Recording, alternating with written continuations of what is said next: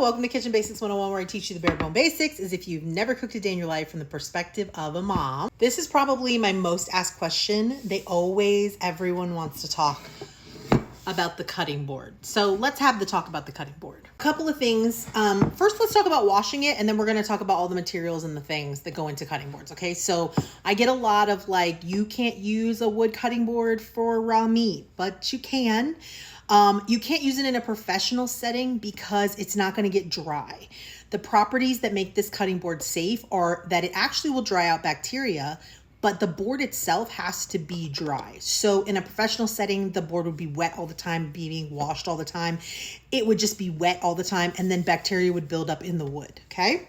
But at home, you're going to wash it, you're going to dry it, you're going to leave it out to air dry, and then you're going to put it away, and it's going to get nice and dry and ready to use for the next. That's all I do to wash my board, okay?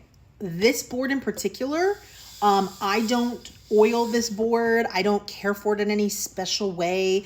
I just, when I'm finished using it, take it over to the sink, give it a nice scrub with dish soap, which has antibacterial properties, hot water, give it a rinse. But I do something super important, which is I dry the board completely and then I leave it out until it gets dry. Now I live in Vegas, so it gets dry in like 2.2 seconds. But if you store it while it's still moist and it retains its moisture, then it's going to harbor bacteria. So as long as you keep it, but this is the same if you were using a plastic board or any other type of board. If it retains moisture, then it's going to retain bacteria. There's actually been studies showing that wood actually will dry out bacteria and kill it, which is really cool. But again, like I said at the beginning, the board itself needs to be dry in order for that to happen. Wood boards come in lots of different shapes, sizes, and styles. This is a hardwood, I believe it's acacia wood board, and it's long cut. It's not end grain cut. So this board is a little bit more user friendly than an end cut board. It doesn't need to be oiled as much. It retains its moisture.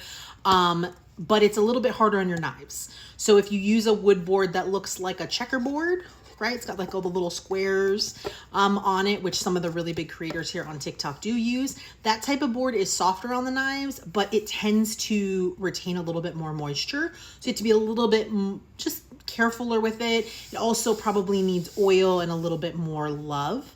But that's okay if you feel like giving it love. I personally like a low energy board, a board that doesn't require a lot from me, doesn't require a lot of special care.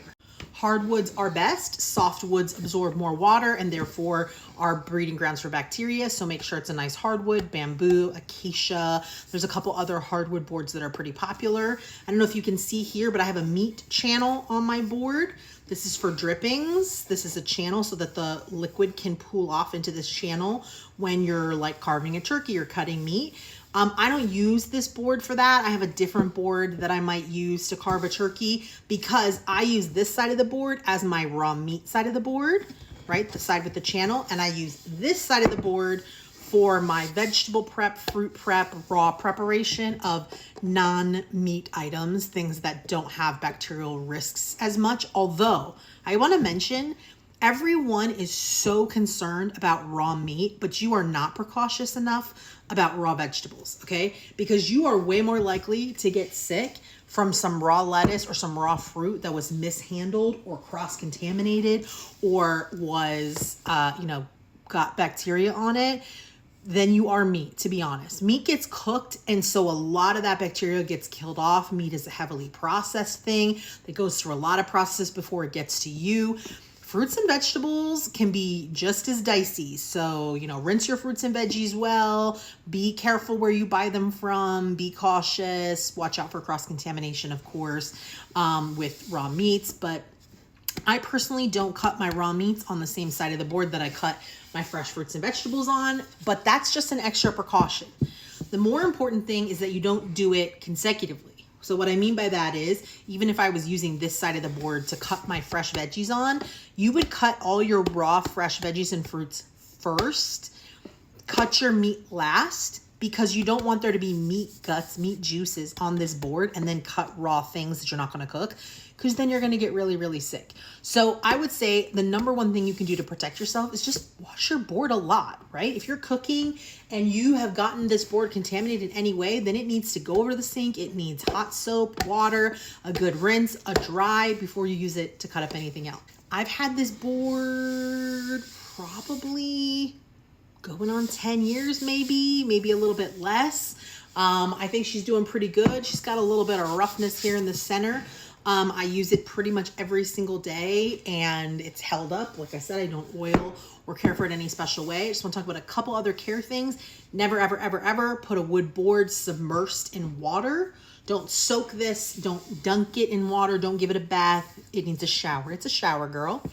Don't use the dishwasher because the dishwasher is going to get this way too wet. It's going to absorb that water. It's going to hold that water and then it's going to hold that bacteria. So just soap and water, rinsey, dry thoroughly, and let it air dry till it's completely dry before you store it. And that's it. If you guys have other questions, let me know. It's perfectly safe to cut your raw meat as long as you don't cross-contaminate and you go and wash that board right away. Hope you guys are having a good day.